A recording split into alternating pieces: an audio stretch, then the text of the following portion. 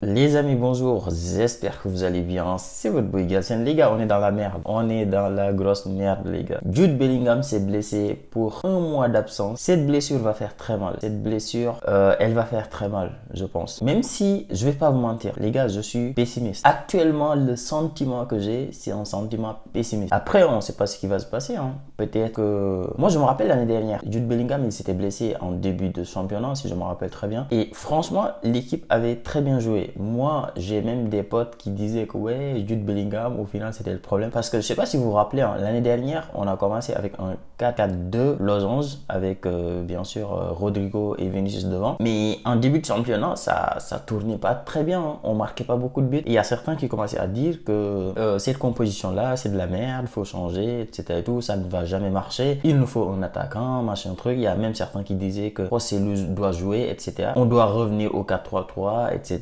Machin truc. C'est les mêmes gars aujourd'hui qui te disent que oui, le 4-3-3 c'est de la merde, faut revenir au 4-4-2, etc. Donc les gars, calmez-vous. Et l'année dernière, je me rappelle, en début de championnat, franchement, avec le 4-4-2, on avait eu beaucoup de mal à marquer beaucoup de buts. Et d'ailleurs, on gagnait nos matchs avec beaucoup de difficultés. Et il y a eu un moment où il y a eu la blessure de Jude Bellingham l'année dernière, c'était à l'épaule si je ne me trompe pas. Et franchement, l'équipe avait bien joué. L'équipe avait très bien joué. Et comme je l'ai dit, moi j'ai des potes qui commençaient à dire ouais, au final c'était Bellingham le problème, etc. Bon, c'est des footix, mais il y a certains qui commencent à dire ça. Donc oui, Bellingham, je pense que la blessure va faire très mal, mais je pense qu'on est capable de le surmonter. De toute façon, c'est le Real Madrid. Le Real t'enlève n'importe quel joueur. On a eu une blessure de Vinicius l'année dernière. Ça n'a pas empêché au Real Madrid de jouer correctement et de gagner ses matchs. Donc oui, Bellingham quand même, on va pas se mentir les gars, depuis le début de la saison là, c'est notre meilleur joueur. Certes, Vinicius n'est pas mal aussi, mais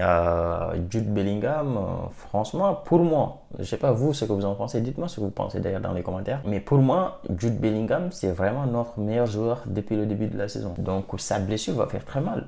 Mais surtout, devant, tu as des joueurs, tu as Vinicius, niveau marquage, c'est pas fou. Mbappé, bon, on n'en parle même pas. Rodrigo, il essaye, il revient quand même pas mal défendre. Mais Jude Bellingham, c'est le mec qui courait partout sur le terrain. C'est le mec qui défendait partout. C'est le mec qui récupérait les ballons, etc. Donc, ça dépend qui tu mets au milieu. Si tu mets Modric, moi, je sais pas. Franchement, Modric, c'est un très grand joueur. Merci pour tout ce qu'il a fait pour le Real, franchement. Mais il a 39 ans, le mec. Donc, non, combien? 36 ans? Enfin, je me rappelle même plus. Mais il a un certain âge, les gars. Modric, il n'est plus capable de faire 90 minutes. Et même, il y a certains qui vont dire, ouais, mais c'est pas grave, il va faire 60 minutes et ensuite il va se faire remplacer. Mais même au-delà de ça, je sais pas, j'ai l'impression que son impact sur le terrain, bah, franchement, ça a beaucoup changé. Bon, après, c'est peut-être un manque de confiance parce qu'il joue pas beaucoup de matchs, etc. Il joue pas beaucoup de minutes. Peut-être c'est juste un manque de confiance. Peut-être que là, avec la blessure de Jude Bellingham, peut-être tu mettras Modric, il va te faire sortir des matchs de malade, peut-être qu'il va te faire des masterclass, mais je sais pas, moi j'ai l'impression que oui, il a quand même un peu de mal au niveau des courses et tout, les replis défensifs. Tu sens que bon, il y a l'âge quand même, c'est normal, hein. C'est normal. Modric, c'est un dinosaure, c'est une légende du Real. Mais à un certain âge, malheureusement, bah, il y a certaines choses que tu n'es plus capable de faire. Donc, moi, honnêtement, je suis je sais pas. Parce que je me dis que Arda Güler, c'est peut-être sa chance. De l'autre côté, tu as Brahim Diaz qui est là avant Arda Güler, donc qui doit également jouer et qui donne satisfaction à chaque fois qu'on le met sur le terrain. Donc, est-ce qu'on met Brahim Diaz, est-ce qu'on met Arda Güler ou bien est-ce qu'on met Modric? Moi, mon avis est très simple. Je pense qu'on connaît tous Carlo Ancelotti. Je pense qu'il va mettre Modric. Et on l'a vu d'ailleurs sur les matchs, sur les derniers matchs. À chaque fois qu'il y a une sortie d'un milieu de terrain, c'est tout de suite Modric qui rentre. Donc tu sens que dans la hiérarchie des milieux de terrain, tu as Bellingham. Ensuite, tu as Valverde. Après, tu as Tchouaméni certainement. Ou Camavinga. Entre les deux, pour moi, c'est pareil. Tchouaméni, Camavinga. Même si moi, personnellement, je préfère Camavinga parce que Tchouaméni, je trouve que c'est très limite. Je dis pas qu'il est nul parce que sinon, je vais me faire attaquer. Mais je trouve que quand même, c'est très limite, Tchouaméni. Franchement, techniquement, franchement, c'est limite. Et donc, ouais, Bellingham, Valverde. Ensuite, tu as Tchouaméni et Camavinga qui arrivent. Et après, pour moi, tu as Modric. Dans la tête de Carlo Ancelotti, je parle pas pour moi. Moi, tu me demandes mon avis. Pour moi, c'est Bellingham, Valverde, Camavinga, pour moi c'est ça notre milieu, pour moi ça doit être ça. Valverde, Bellingham, Camavinga, pour moi ça c'est notre milieu. Et après derrière, Tchouaméni si on galère, etc. en défense et qu'il faut mettre un milieu récupérateur, etc. et tout, bon, pourquoi pas. Et après moi personnellement, franchement je mettrais Brahim Diaz, hein.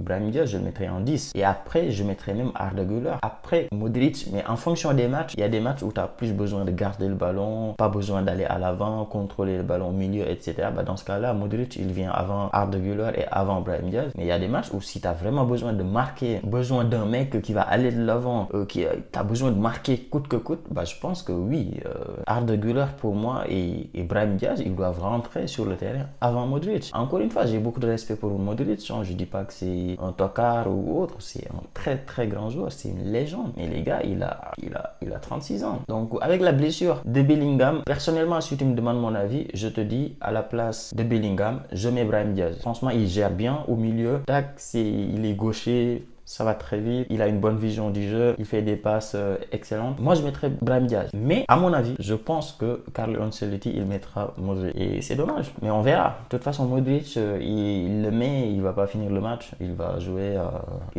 60 minutes ou 55 minutes, il va sortir. Donc à voir ce qu'il va mettre en place le Carlo Ancelotti. Après, sinon, pour revenir sur la blessure de Jude Bellingham, j'espère juste que c'est une... J'ai pas regardé exactement qu'est-ce qu'il a comme blessure. Mais j'espère juste que c'est pas très grave parce qu'on va pas se mentir, Jude Bellingham, il a énormément joué.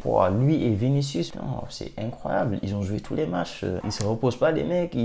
L'autre, il revient de Copa América. L'autre, il revient de l'Euro. Franchement, ils enchaînent les matchs. Faut, à un moment donné, pour moi, tu vois, le système à l'époque de Cristiano Ronaldo, Messi, c'est des dinosaures, c'est des mastodontes. Tu peux pas les sortir, impossible. Pour moi, franchement, à moins que tu sois sur une course de meilleur buteur ou je sais pas quoi, mais parfois il faut savoir reposer les joueurs. Parfois il faut savoir, tu gagnes 2-0, on joue la 70e minute. Si on avait des joueurs nuls sur le banc, pourquoi pas? On dit, ok les gars, jouez parce qu'il faut gagner les matchs, etc. Mais au Real, tu sors Vinicius, tu fais rentrer Arda Güler. Tu sors Rodrigo, tu fais rentrer Arda Güler ou Brahim Diaz. Dans les Vinicius, tu mets Arda Güler. Ensuite, tu amènes Rodrigo à droite, Rodrigo à gauche, Arda Güler à droite.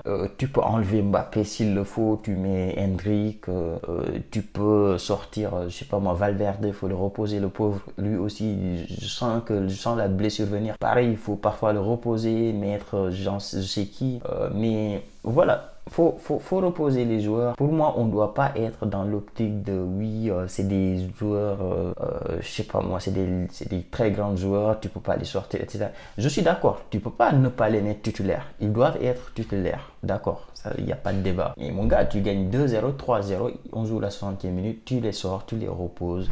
Tu mets les jeunes, tu as des très bons joueurs sur le banc. Faut les utiliser, les gars, faut les utiliser. Et moi, je trouve que le dernier match, les changements à la 85e minute, Ancelotti me fatigue. Donc voilà, les gars, pour cette vidéo-là. Dites-moi, vous, ce que vous pensez de tout ça dans les commentaires.